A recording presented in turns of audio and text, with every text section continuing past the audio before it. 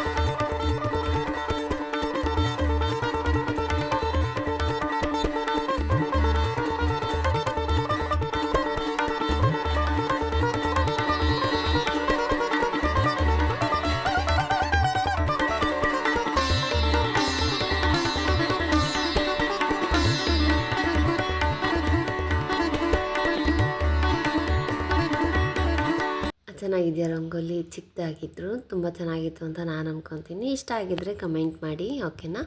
So ಇನ್ನು ಭಾನುವಾರ ಪೂಜೆ ಎಲ್ಲ ಆಯಿತು. ನಾನು ಮನೆಯಲ್ಲೆಲ್ಲ ಮನೆಯೆಲ್ಲ ಒರೆಸಿ ಪೂಜೆ ಮಾಡಿ ಫ್ರೆಶ್ ಅಪ್ ಆಗಿ ಇನ್ನು ನಾವು ನಮ್ಮ ಮಾವನವ್ರ ಊರಿಗೆ ಹೋಗ್ತಾಯಿದ್ದೀವಿ. ಸೊ ಅಲ್ಲಿ ಏನಪ್ಪ ಅಂತ ಅಂದರೆ, ಹೌದು, ಅವರು ಮುನಿಯಪ್ಪನ ಮಾಡ್ತಾಯಿದ್ರು, ಹಾಗಾಗಿ ಕರೆದಿದ್ದಾರೆ, ಹೋಗಬೇಕು ಅಂತ ಹೇಳಿ ಹೋಗ್ತಾಯಿದ್ದೀವಿ. ಅಂದರೆ ನಮ್ಮ ಮನೇಲಿ 4 ಜನ ಅಷ್ಟೇ ಹೋಗ್ತಾ ಇರೋದು. ನಮ್ಮ ಮಾವನವ್ರು ಆಮೇಲೆ ಬರ್ತಾರೆ. ನಾನು ನಮ್ಮ ಮನೆಯವರು ಹಾಗೆ ನಮ್ಮಿಬ್ಬರು ಮಕ್ಕಳು ಹಾಗೆ ನಮ್ಮ ಅವ್ವ ಅಂದರೆ ನಮ್ಮ ಅತ್ತೆಯವರ ಅಮ್ಮ, ಇಷ್ಟು ಜನ ಹೋಗ್ತಾಯಿದ್ದೀವಿ. ನೋಡಿ ಅಲ್ಲಿ ನಿಮಗೆ ಕಾಣಿಸ್ತಿದೆ ಅನಿಸುತ್ತೆ ಆ ಬೆಟ್ಟ ಇದೆಯಲ್ಲ, ಸೊ ಅದೇನೇ ಶಿವಗಂಗೆ ಬೆಟ್ಟ. ನಮ್ಮೂರಿಂದ ಹತ್ರನೇ, ಜಾಸ್ತಿ ದೂರ ಏನಿಲ್ಲ, ಸೊ ಹತ್ರನೇ. ಬಟ್ ನಾನು ಹತ್ರ ಆಗಿದ್ರೂ 1-2 ಸತಿ ಹೋಗಿದ್ದೀನಿ ಅಷ್ಟೇ, ಜಾಸ್ತಿ ಹೋಗಿಲ್ಲ. ಇನ್ನು ನಾವು ಹೊರಟಿರೋ ಟೈಮಿಂಗ್ಸ್ ಬಂದು 9 ಗಂಟೆ ಆಗಿತ್ತು ನಾವು ಹೋಗೋಷ್ಟರಲ್ಲಿ. ಅವರು ಅಷ್ಟರಲ್ಲಿ ಆಗಲೆಲ್ಲ ಪೂಜೆನೆಲ್ಲ ಮಾಡಿಕೊಂಡು ಬಂದುಬಿಟ್ಟಿದ್ರು. ನಾನು ಅಂದ್ಕೊಂಡಿದ್ದೆ ಬೇಗ ಪೂಜೆ ಮಾಡೋಷ್ಟರಲ್ಲಿ ಬೇಗ ಹೋದರೆ ನಾವು ಜೊತೆಗೇ ಮಾಡ್ಬೋದಾಗಿತ್ತು ಅಂತ, ಬಟ್ ಆಗಲಿಲ್ಲ. ಸರಿ ಆದರೂ ಪರವಾಗಿಲ್ಲ ಅಂತ ಹೇಳಿ ಈಗ ನಾನು ಸಹ ಪೂಜೆನ ಮಾಡ್ತಾಯಿದ್ದೀನಿ. ಇದು ಬಂದು ಅವ್ರ ಮನೆ ಹತ್ರನೇ ಈ ರೀತಿಯಾಗಿ ಒಂದು ಸಣ್ಣದಾಗಿ ದೇವಸ್ಥಾನ ಅಂತಲೇ ಹೇಳ್ಬೋದು. ಅದಕ್ಕೆ ಗರ್ಭಗುಡಿ ಅಂತಾರಲ್ಲ, ದೇವಸ್ಥಾನ ಅಂತೀವೋ ಅದನ್ನೇ ಹೇಳ್ಬೋದು.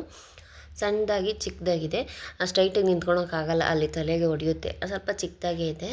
ಸೊ ಈ ರೀತಿಯಾಗಿ ಒಂದು ಗುಡಿನ ಕಟ್ಕೊಂಡಿದ್ದಾರೆ. ಹಾಗೆಯೇ ವಾರ ಅಂದರೆ ಪೂಜೆನೆಲ್ಲ ಮಾಡೋದು ಮಾಮೂಲಿ, ಪೂಜೆ ಮಾಡ್ತಿರ್ತಾರೆ.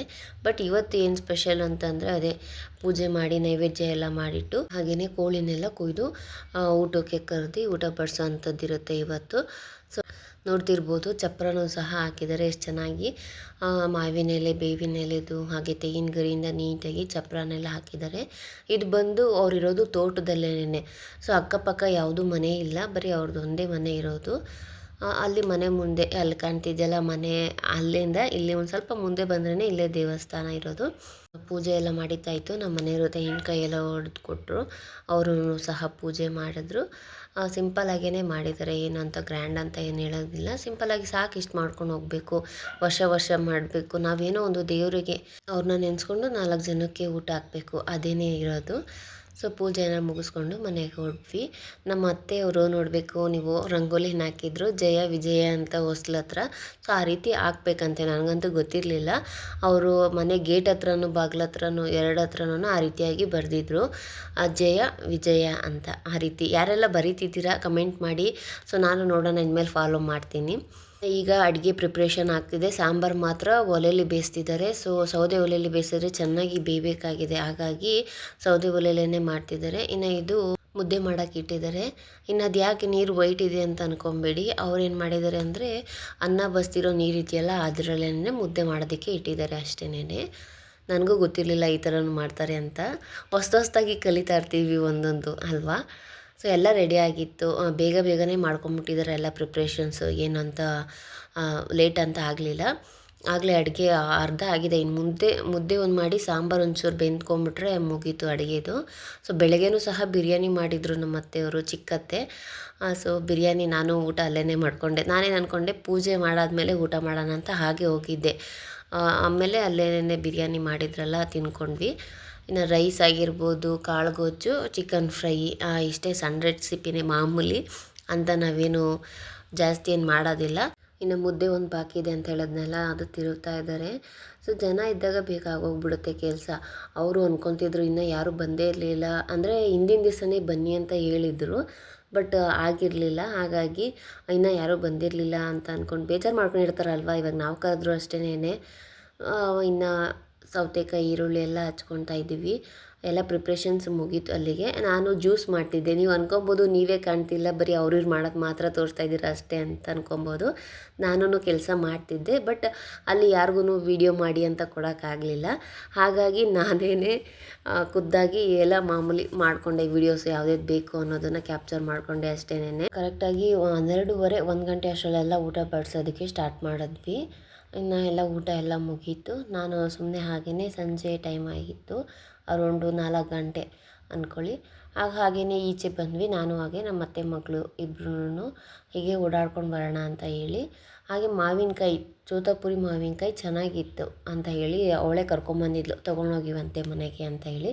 ಕಿತ್ಕೊಂಡು ಹೆಂಗೋ ಮನೆಗೆ ಹೋದ್ವಾ, ಬಟ್ ನಾನು ವಾಪಸ್ ನಮ್ಮ ಮನೆಗೆ ಬರೋ ಅಷ್ಟರಲ್ಲಿ ಆಗಲೇ ಮರ್ತೆ ಹೋಗ್ಬಿಟ್ಟಿದ್ದೆ. ಅದನ್ನು ತಂದೇ ಇರಲಿಲ್ಲ, ಅಲ್ಲೇ ಬಿಟ್ಟು ಬಂದ್ಬಿಟ್ಟಿದ್ದೀನಿ ನೋಡಿ. ಇನ್ನು ಈ ಹಸುಗಳು ಎರಡೂ ಓರ್ಗರ ನೋಡಿ, 2 ಥರ ಹಸುಗಳನ್ನು ಸಾಕಿದ್ದಾರೆ. ಇದಕ್ಕೆ ಮಾಮೂಲಿ ಇದು ಸೀಮೆ ಹಸು, ನಮ್ಮ ಕಡೆಯೂ ಇದೇ ಸಾಕೋದು ನೋಡಿ. ಇದು ಬೇರೆ ಕಡೆಯಿಂದ ತಂದೆ ಸಾಕಿರೋ ಅಂಥದ್ದು ಇರ್ಬೋದು. ಅದು ಕಿವಿ ಉದ್ದ ಇದೆಯಲ್ಲ ಆ ಥರದ್ದು. ಅದೆರಡೂ ಓರ್ಗರ ಹಾಕಿದ್ಯಂತೆ. ಅದನ್ನು ಗೋಶಾಲೆಗೆ ಕೊಟ್ಬಿಡ್ತೀವಿ ಅಂತ ಅಂದರು ಅವರು. ಸೊ ಗೋಶಾಲೆಯಲ್ಲಿ ಏನು ಮಾಡ್ತಾರೆ ಅನ್ನೋದು ನನಗೆ ಗೊತ್ತಿಲ್ಲ. ಸೊ ಯಾರಿಗಾದ್ರೂ ಗೊತ್ತಿದ್ದರೆ ಕಮೆಂಟ್ ಮಾಡಿ ತಿಳಿಸಿ ನನಗೆ. ಗೋಶಾಲೆಯಲ್ಲಿ ಈ ಓರ್ಗರ್ಗಳನ್ನ ಸಾಕಿ ಏನು ಮಾಡ್ತಾರೆ ಅಂತ ಹೇಳಿ.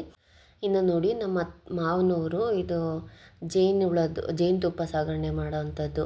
ಈ ಬಾಕ್ಸಲ್ಲಿ ಜೇನುಹುಳಗಳಿರ್ತವೆ. ಇದೆಲ್ಲ ಟೋಟಲ್ ಬಾಕ್ಸ್ ಬಂದು 3,000 ಇಲ್ಲ 3,500 ಅಂತ ಹೇಳಿದ್ರು. ಅಂದರೆ ಹುಳಗಳು ಸಮೇತ. ಸೊ ಎಲ್ಲ ಪ್ರತಿಯೊಂದೂ ಇರುತ್ತೆ, ಹುಳನೂ ಅವರೇ ಕೊಡ್ತಾರೆ. ಈ ರೀತಿಯಾಗಿ ಆ ಜೇನುಹುಳಗಳನ್ನ ಸಾಕಿ ಅದರಲ್ಲಿ ಜೇನುತುಪ್ಪನ ತೆಗೆದು ಮಾರಾಟ ಮಾಡೋವಂಥದ್ದು. ಸೊ ಇಲ್ಲಿ ಮನೆ ಮುಂದೆ ಮಾತ್ರ ಒಂದು ಇಟ್ಕೊಂಡಿದ್ದಾರೆ, ಇನ್ನು ಹಿಂದೆಗಡೆ 3-4 ಇಟ್ಟಿದ್ದಾರೆ ಅಲ್ಲಿ ಇಲ್ಲಿ. ಅದು ಚೆನ್ನಾಗಿ ಆಗುತ್ತಂತೆ.